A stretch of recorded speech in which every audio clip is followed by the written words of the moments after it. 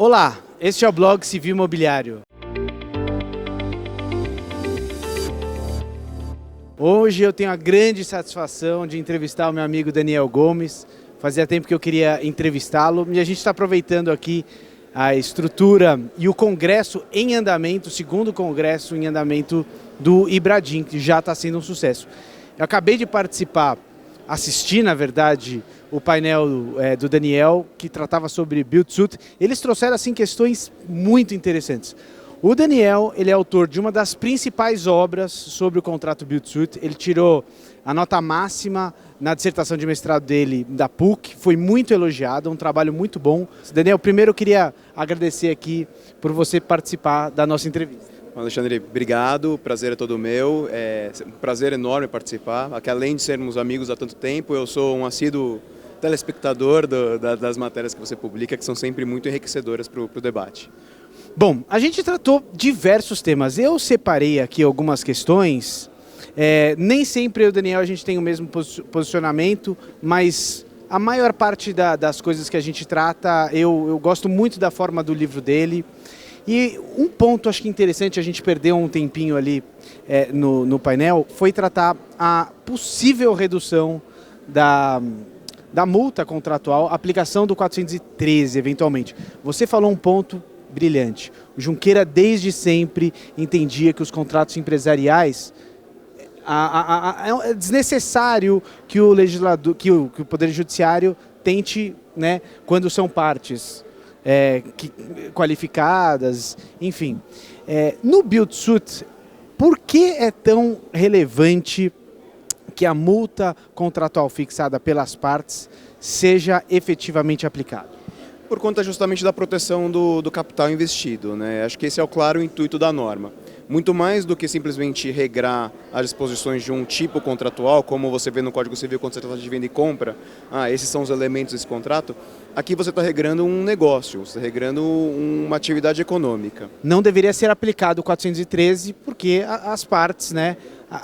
Salvo se os elementos necessários para a constituição, para a caracterização de Build Suit não estão presentes. Perfeito. Como alguém mencionou no painel, nos casos em que há um esforço mútuo, tanto do locador quanto do locatário, para a obra do empreendimento. Antes disso era difícil a gente afastar a aplicação do 413. Eu, como você, eu acredito que as partes qualificadas, a multa, a cláusula penal, ela efetivamente deveria ser cumprida. Agora, vamos imaginar num Build Suit muito inicialmente, antes mesmo de a obra ser cumprida, e se a multa se mostrar por demais elevada. Você acha que em casos muito específicos, com critérios, eventualmente poderia haver uma redução daquela multa? Eu acho que sim. Inclusive eu estudei um caso em que o imóvel voltou para o primeiro incorporador que havia construído a casca. Então, na estrutura específica, o adquirente que celebrou o Build Suit, ele fazia jus à multa no valor integral, porque havia ali também o retorno pela aquisição do imóvel.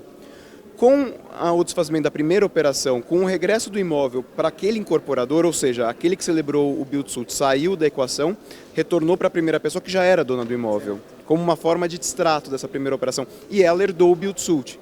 Nesse caso, você teve uma alteração da base objetiva do contrato, da base objetiva que constitui a remuneração do Build Suit. Nesse caso, eu defendi que sim, que a multa deveria ser reduzida, já que um dos elementos que compunham aquela remuneração não existia mais, que era a aquisição do imóvel.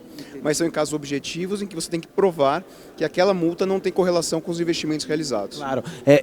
Veja, eu acho assim, Build Suit, a gente pode falar desde um polo fabril no interior de Pernambuco até mesmo um Build Suit, a edificação de um prédio comercial na Avenida Paulista. Que são os mais comuns agora. Exato. Agora, veja, se eventualmente for contratada uma construção e ela for efetivamente construída e o ocupante, ele logo depois de construído, não resolve mais permanecer no imóvel, eu acho que a multa deve ser aplicada na sua integralidade, realmente. E tem um caso interessante que as pessoas falam muito da questão da prova, né, do conteúdo probatório para se justificar aquela aplicação de multa. Mas as pessoas esquecem de um elemento importante na constituição desse valor também, que é o lucro esperado na operação.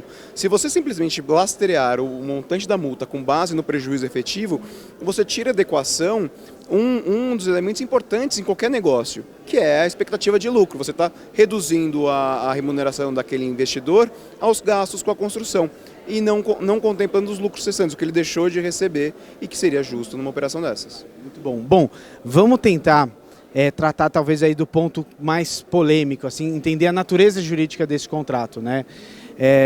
Quando eu estudei, a lei, ela tem muita coisa boa na lei, né?